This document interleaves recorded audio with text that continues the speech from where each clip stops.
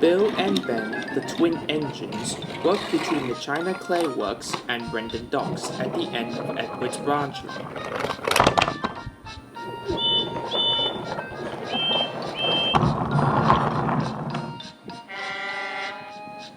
Like most harbors, Rendon is a very busy place, so Bill and Ben always have lots to do. But they never too busy to have fun with the other engines, especially Boco, the big diesel engine. But sometimes their tricks could get them into trouble. One morning, the shed foreman was looking at Bill and Ben as they were preparing for work. Nameplates could do with a good polish, he said to the drivers. I'll take them off and give them a rub down while it's quiet. This gave Bill an idea. Let's play a trick on Boco, he whispered to Ben. When Boco arrived at the harbor, there were trucks all over the place, very easy for small engines to hide among them. Bill, Ben, where are you? Called Boco. Over here, a voice replied. Boco saw a flash of yellow across the yard. Who's that? It's me, Ben. I brought your trucks. Well, stay there. I'm coming over. Boco just started across the yard when he heard another whistle from the other side. No, I'm over here, said cheeky voice. Again, Boco headed towards whom he thought was Ben, but before he arrived, not there, Boco. I'm over here.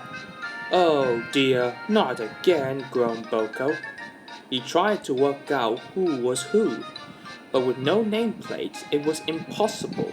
The twins thought it was a great joke and wouldn't stop calling and whispering to him.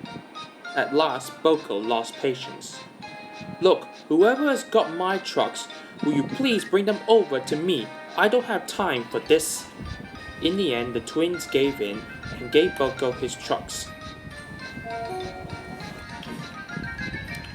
Spoil sport, they chatted.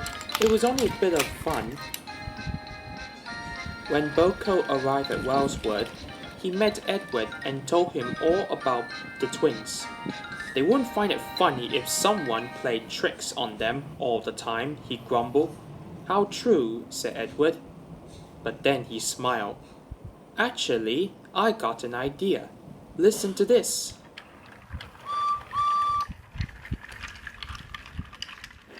Later that day, Bill and Ben were at the docks again when Edward arrived. You two had better behave yourself. We got a visitor due shortly. Oh, said the twins. Who is it? It's another diesel just like Boco. He's from the mainland, but he works on a heritage line. A heritage line? Asked Ben. Yes, said Edward. Like Stepney on the Bluebird Railway. He heard all about you two, and he's coming to give Boco a hand.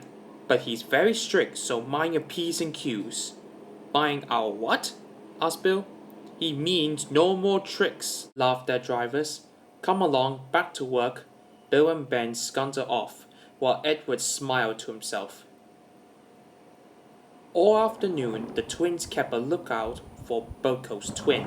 They waited all evening, and when night came, their visitor still had not arrived. I reckon Edward was pulling our wheels, said Ben, as they went back to their shed. Yeah, agreed Bill. I reckon Boco's twin does not exist at all.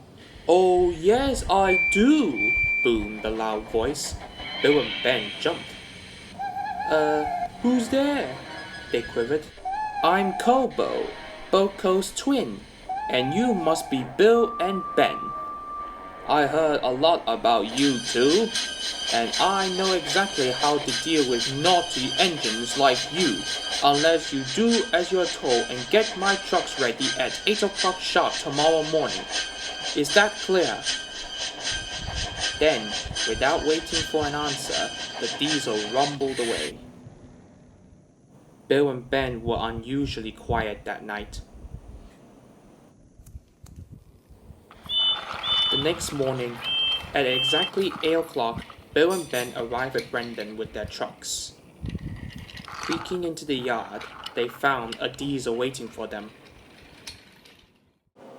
Excuse me, said Ben nervously. Are you Boco or Kobo?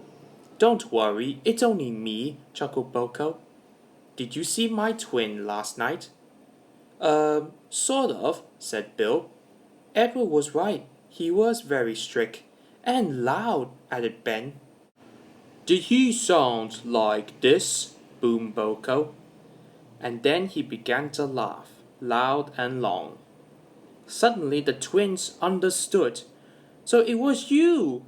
So your twin doesn't exist after all. Oh yes, it was me, said Boco, when he recovered. I couldn't resist, although driver said there is another diesel like me, and he does work on the heritage line over on the mainland, but I don't know what he's like. Still, if he does pay a visit, one day, we'll find out then, won't we? Bill and Ben rather hoped that it would not.